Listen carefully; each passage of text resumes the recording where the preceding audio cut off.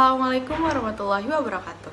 Selamat datang di KOKIMP, Komunitas Kajian Ilmu Manajemen Pendidikan yang dibina oleh Bapak Amril Muhammad selaku dosen Prodi Manajemen Pendidikan. Perkenalkan, nama saya Olivia Don Hakim, mahasiswa Manajemen Pendidikan 2020B, Fakultas Ilmu Pendidikan, Universitas Negeri Jakarta.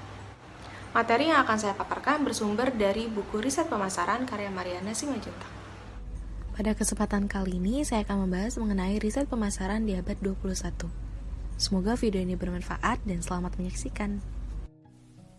Meningkatnya globalisasi dan juga revolusi teknologi memaksa organisasi industri untuk memikirkan kembali metode bisnis mereka agar tetap kompetitif. Globalisasi dan teknologi juga mengubah cara periset untuk mengembangkan riset di bidang pemasaran. Institusi pendidikan semakin dihargai atas pengetahuan dan juga keterampilan yang mereka miliki dan bagaimana mereka dapat menggunakan pengetahuan itu untuk menghasilkan ide-ide yang nyata. Konsep ide-ide tersebut dikelola dalam riset hingga mendapatkan rekomendasi baru dan paten profesional yang bercirikan pemecahan masalah pemikiran kreatif. Menurut Perry dan Gumeson, riset pemasaran adalah keterlibatan seseorang atau kelompok dalam tindakan yang terkait dengan tempat pasar yang terjadi di masa lalu dan yang dapat mempengaruhi pemahaman dan pengetahuan saat ini, yang pada gilirannya akan dapat mempengaruhi tindakan di masa depan. Selanjutnya, tinjauan literatur mengungkapkan bahwa 7 keterampilan periset pada abad ke-21 ini. Yang pertama ada keterampilan operasional, di mana keterampilan ini menggunakan perangkat dan aplikasi untuk menyelesaikan tugas-tugas praktis dan juga mengenali lingkungan online tertentu untuk menavigasi dan mempertahankan orientasinya. Yang kedua yaitu manajemen informasi, di mana keterampilan ini tuh secara efisien mencari, memilih, mengatur juga informasi untuk membuat keputusan berdasarkan informasi mengenai sumber informasi yang paling cocok untuk riset tertentu. Selanjutnya yang ketiga, ada komunikasi, di mana keterampilan ini untuk mengirimkan informasi kepada orang lain dan juga memastikan bahwa makna diungkapkan secara efektif.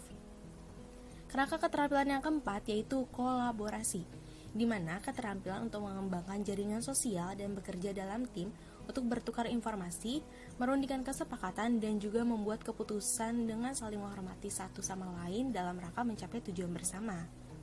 Lalu yang kelima ada kreativitas, di mana keterampilan ini untuk menghasilkan ide-ide baru atau yang sebelumnya tuh tidak kita ketahui, atau memperlakukan ide-ide yang sudah dikenal dengan cara baru dan mengubah ide-ide tersebut menjadi produk, layanan, atau proses yang diakui sebagai hal baru dalam domain riset pemasaran.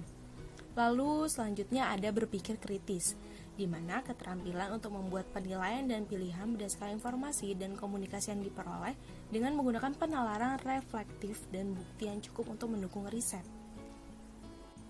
Dan yang terakhir adalah pemecahan masalah. Riset pemasaran abad 21 semakin menonjolkan kreativitas, pemikiran kritis, dan juga pemecahan masalah. Namun sebagian besar kerangka kerja keterampilan abad ke-21 ini tidak melampaui tahap definisi konseptual, di mana konsep dan kerangka kerja telah diperkenalkan untuk menyoroti kebutuhan untuk menangani teknologi di era digital ini. Keterampilan khusus periset sebagian besar terkait dengan pencarian informasi. Fokus pada proses riset seringkali pada teknis penggunaan internet sebagai lawan dari berbagai keterampilan. Hanya beberapa pendekatan yang menyediakan integrasi keterampilan digital dan abad ke-21.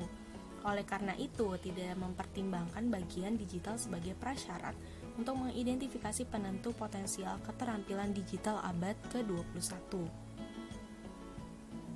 Nah, tinjauan mereka menghasilkan 7 keterampilan inti dan 5 keterampilan kontekstual, di mana TIK mendominasi di setiap pekerjaan.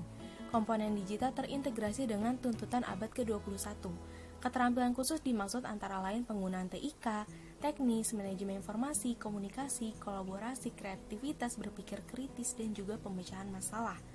Keterampilan ini merupakan dasar untuk melakukan tugas-tugas dalam berbagai pekerjaan pemasaran. Nah, pembelajaran daring merupakan sebuah inovasi pendidikan yang melibatkan unsur teknologi informasi dalam pembelajaran.